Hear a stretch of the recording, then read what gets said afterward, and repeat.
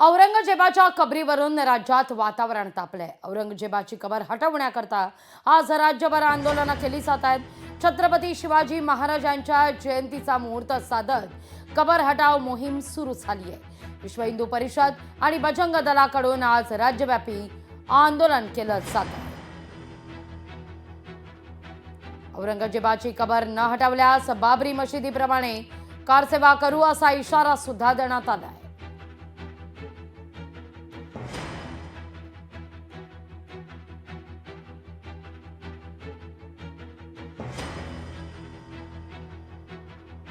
औरंगजेबाच्या कबरीवरून राज्यात वातावरण तापलेलं आहे।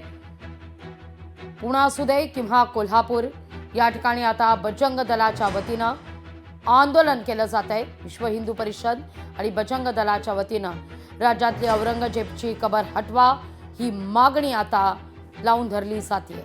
या मागणीचं निवेदन जिल्हाधिकाऱ्यांना दिलं जाणार आहे। त्यापूर्वी जोरदार घोषणाबाजी करत हे आंदोलन पुकारण्यात आलेलं आहे।